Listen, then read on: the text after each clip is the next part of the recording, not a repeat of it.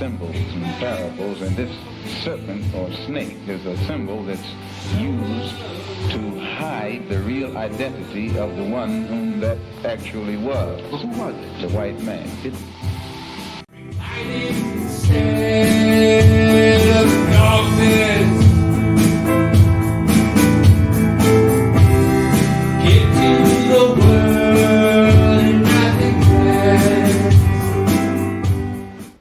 Last night, I tell you, to watch that thing on television, and I did.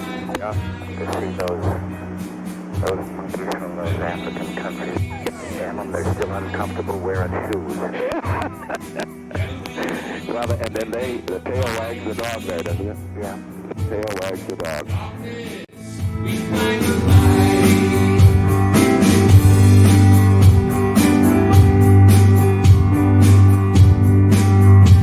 Hey, my name is Eric McCoy, and this is Recovering Through Highness.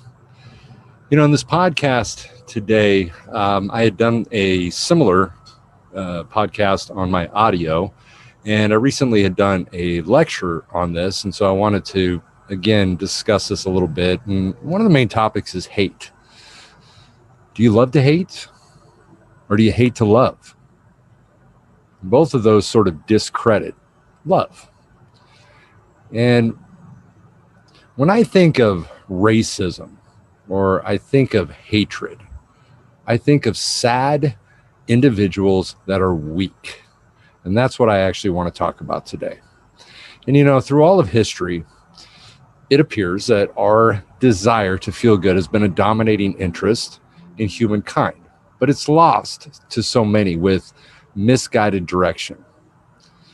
You know, as mental illness may detract from the ability, parents teaching bad information to children, self-exploration of drug abuse that fails, and extreme views of a God that's going to promise an eternity of rewards by sacrificing self or pleasant things of today. And then we've arrived at a world of confusion, a loss of purpose, and the belief that many, that they're undeserving of happiness. You know, having a purpose feels good.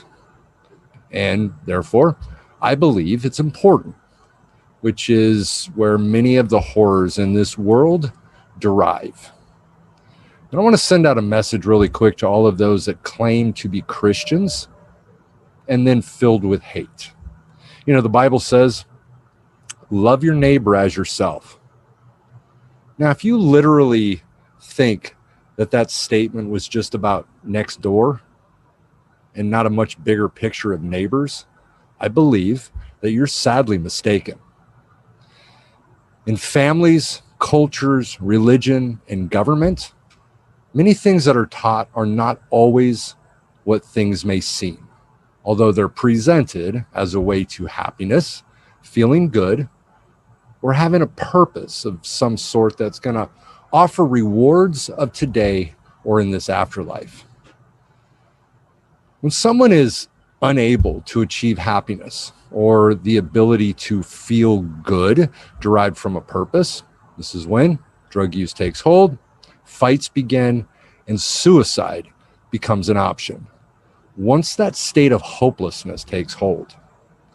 So why are we seeing this increase in violence, in suicide, and drug use? You know, I talked about this before. The United States of America has been called the land of the free, which is a very interesting concept, but far from the truth. Because what is freedom? Freedom implies that I can think, act, or believe without restraints. Now, I'll admit that murder and rape should be impeded because it affects another person's life. But finding happiness and feeling good requires an ability to judge my own actions and not be coerced by other people's standards. Now, I believe that the ability to have a real purpose and to feel genuinely good because of your passion requires the necessity to be able to think for oneself and not be told what to do or how to do it, which again is a big premise of what I want to talk about: the ability to think for yourself. And I see all these videos of towns that are fully racist still carry the Confederate flag. If you have an entire town that is filled with that concept, none of these people are thinking for themselves. Now, this does not discredit the importance of listening to other people's opinions, but the world in general, it fails to teach people what good decision making entails and how we can formulate plans that might be different or even disagree with the norm to find happiness. And that's what I'm all about, this concept of thinking outside the box. So when we explore the paths that others have tried to achieve a goal and only listen to another's direction, we can conclude that this road is leading to the wrong place if we choose, if it's not found within ourselves. You know, an ideal world would be a place where I could hold beliefs, thoughts, values, and a code for myself without the judgment of others, and to take personal responsibility. This world would be a place where control, it came from within, and it wasn't ruled by other people, religions, and standards for personal gain, which creates torment in those controlled and those controlling. People choose to use and have that ability in this land of the free. People choose to use despite any legal consequences or harm involved because they don't know how to think for themselves. People get arrested because the government does want to think for them. But this thinking by others, it fails to look at the big picture of what the problem really is. You know, as I was arrested many times, it wasn't the consequences of incarceration that kept me clean and sober, but it was instead my awareness that sought for what was ultimately very important. Drugs are not the problem, and all laws do is they create societal issues that become a blame game, which send our families and our friends to an early grave. There was no interest, desire, or pursuit of getting clean and sober until I decided for myself that this was the best thing for me. And unless we teach people to think for themselves, inspire an interest in valuing themselves, encourage and develop passions that intrigue them, and empower control that's internal while rejecting demands of others that don't hold true with my interests, with our interests, nothing is going to change. No government wants this freedom in such a clear fashion, because control is the foundation of authority. Our educational system teaches through minimization and forced curriculums designed to control thought and maintain control. Our criminal justice system enforces laws that take away the ability to think for themselves, as we're required to wear seatbelts, homeowners associations that you're required to join that can control how you conduct yourself or use your property. And of course, just say no are examples of a lack of encouragement to allow you to conclude what is best for you. You know, since much of the recovery community doesn't teach the principles of making good decisions for oneself, we can understand the vulnerability and the danger behind the power of not thinking for oneself. If I'm always with someone who can make good decisions or for me, never am presented with drugs or alcohol, and never have a desire to use drugs and alcohol, my sobriety is going to be safe. But will I always have someone present when I find a bindle of methamphetamine at a gas station on the ground? Will a thought, a craving, or a desire to use be eradicated from my existence? Not likely. With all my personal experience, clients that I've worked with, and my friends that are in recovery, The thought to use will periodically present itself, and for that moment, we're alone to decide our course of action. Think about it. Most of the racism and the hate, if you think about it, is a result of ignorant people who think through the minds of others as information is passed down through generations. Why do we describe people by the color of their skin? Why do we describe people as African Americans who have never stepped foot in Africa? Why do we define gay bars as such, while I've never defined a bar as a heterosexual bar? Why am I not referred to as a Swedish American, since my mother's side of the family is from Sweden? Does it really matter if I'm white, black, or brown? The answer to this lies in a separation, and racism is found in all nationalities. Why do people blame an entire race of people for slavery who've never owned a slave? Why do people hang a Confederate flag in the South who are not alive when the Confederacy existed? This can only exist by people who are ignorant and can't think for themselves, especially when you consider that the South lost the war. Genuine power is the ability to hold true to our values, my morals, my passions, without the need for others' approval. And it's to find a happiness and a freedom and a self-respect that nobody can take away. Now, this can be used interchangeably with personal power. You can be an asset to the world, you can offer hope to the suffering, and you can share a value that seems to be lost to so many. Now, I'm not going to tell you what your passion is, because this isn't my responsibility, but happiness, which is what we'll find through genuine power.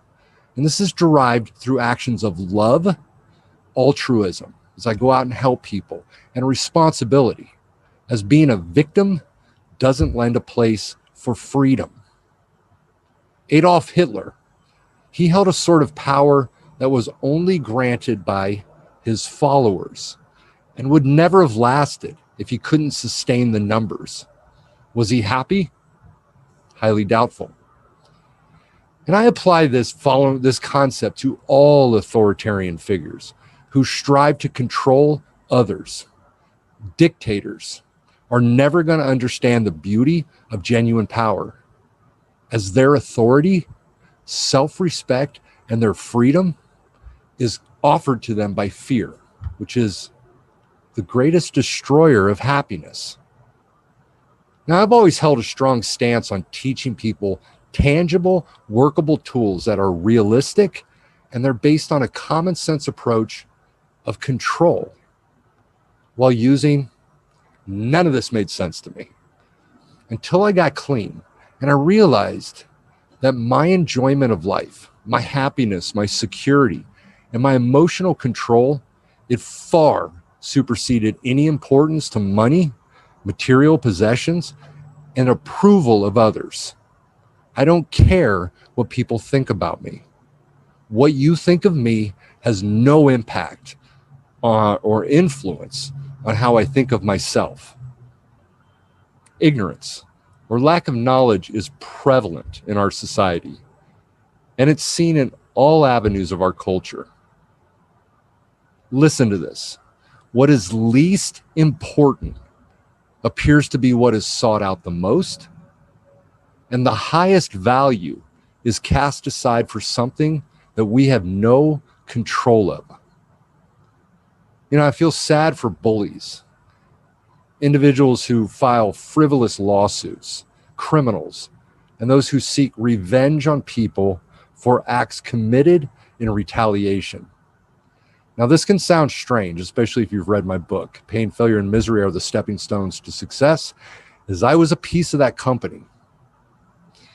Now, if I'm genuinely happy, secure, and in control of my emotions, I'll never inflict abuse, harm, or fear on someone, because this is going to contradict that genuine power that I control, because I'd be doing it to gain something through fear that I couldn't provide for myself. Bullies attempt to seem powerful, but they're damaged people or kids that can't sustain a positive view of themselves without the approval or control of another person. One example of how people relinquish their personal power is when an individual in recovery decides to have a drink on an airplane because he or she is alone and nobody's going to know. Nobody else will know is when you give that personal power away, because you're saying that you care more about what other people think than how you think about yourself. If you ever do something shortly after that commonly used thought, then you violated a standard that you've set for yourself. Otherwise, it wouldn't matter if people knew. Personal power is going to be my greatest advocate at that moment, because then I'm going to hold true to my values, my morals, and my passions without the need for others' approval.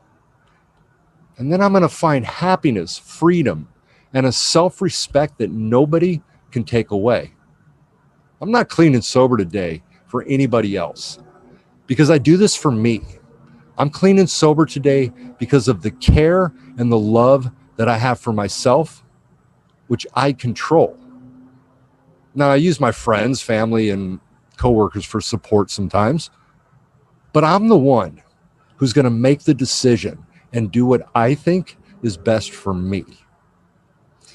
Now, those who commit crimes have no integrity and lack of confidence and self-respect that eliminates any possibility for that genuine power. When I was involved in the criminal activity that I've discussed in my book, I wasn't genuine. I wasn't real or authentic to myself. I lived in a world that wasn't controlled by me, but it was instead by fear. Those involved in such activities will deny this. But ignorance, loss of respect, loss of self-love, and lack of confidence breed criminal activities. Because I'd not risk incarceration for stealing something if I was confident in my ability to sustain a job that would provide the income to purchase that item. Thinking for myself is exactly what it says, and it doesn't include thinking for others. I can appreciate other people's views, I can disagree with them, and I can work to change things without an emotional response that will allow me to be more productive. Thinking for myself entails a non-judgmental view of the world as I lose interest in changing other people's beliefs and hold true to my own. You'll not change my stance on things. So why do I think that I can change yours? Now, I'm not going to tell you what to think, but instead, I want to explore the process of how you think.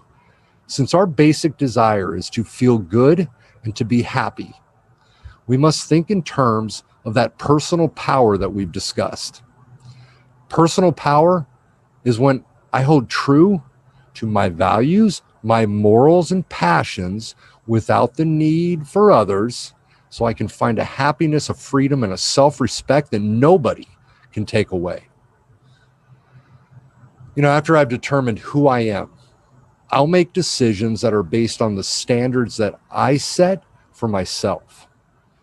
I set aside everything that I was taught by my parents, my teachers, and my friends, giving me an opportunity to educate myself on my needs, my desires, passions, and interests. Early in recovery, some need to have their hand held, as cravings, withdrawal, and emotional pain can be debilitating. So don't misunderstand that need for direction. But once you're stable, test yourself with knowledge of topics that were presented to you by going to the source. How many times have you been told negative information about someone and shared that story with someone else without researching the validity of the gossip and confirming the truth. If I'd learned this concept and practiced it when I was a teenager, things might have been different, but maybe not. Some are going to feel that it will be different for them and follow the same route that I did, leading to many wasted years. The following story, and I want to tell you this really quick, is an example of thinking for yourself regarding drugs, as I want to show people a different way of thinking through personal power. So in high school and even in junior high at times, drugs will be offered as something cool, told how good it feels, and how this substance is going to make you happy. Now, from those statements just described on an outwardly view, it sounds good. And it doesn't seem to have a negative outlook, right? Who doesn't want to be cool? Who doesn't want to feel good? And who doesn't want to be happy? If I were to take these statements as face value and think through the mind of the individual that was presenting that to me, who's not going to try it? If I were able to transfer my experience to you, which I really wish I could, and show you how to think with personal power in mind, you would understand that it may not be what it seems. So when I explore my values and morals with drug use, nothing will remain in line, and it will destroy my self-respect. Drugs will destroy your ability to experience happiness as things become less enjoyable over time, and dependence does not feel good. Adaptation level theory. So when I do something for an extended period of time, like drugs, my body is going to adapt to where I will no longer get pleasure from it. So if you were to research the physiological effects and how substances destroy your neurons, that feeling happy and feeling good, it can be lost forever. So when you put something like a drug in your body will change to function as well as it can with what it has. So this change that occurs is not a good thing. Neuroplasticity, as your body will stop producing important neurotransmitters that will take your personal power away. There's nothing cool about this, but I encourage you to think for yourself and not through my mind. So you're following the rule that I've discussed many times on the podcast and in my book. Thinking for yourself entails a full understanding before you decide to try it. Because whether you like it or not, consequences will be involved. So ask yourself the question that I've mentioned numerous times on this podcast and in my book: am I willing to pay the price?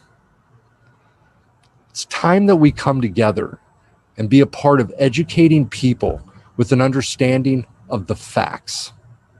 Child abuse is found in many ways and beyond many parents' understanding.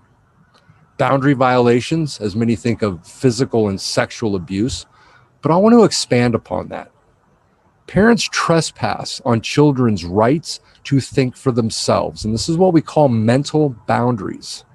They violate children's rights to make their own decisions, volitional boundaries, to interpret and to act upon their own conscience, moral boundaries, and to experience and express their innate spirituality, creativity, and quest for meaning and value.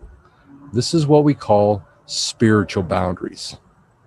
And this is what I call, when I teach family systems, a dogmatic or authoritarian type family system. And it's time that we stop this abuse and teach our children to think for themselves. It's time that we look at this hate that's out there. And it's time that people start thinking for themselves and not through the minds of the parents, the grandparents, the friends who promote ideas that maybe you truly don't believe in. I want to finish with this. Listen to this guy. We all bleed the same blood. Everybody treat each other with respect. I don't care where you're from and where you came up. and where you grew up. Treat each other right. We're all humans. Thank you, man. I really appreciate that. Thank you so much. Thank you.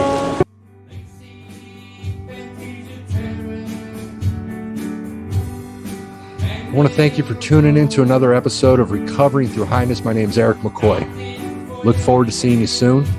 Thanks.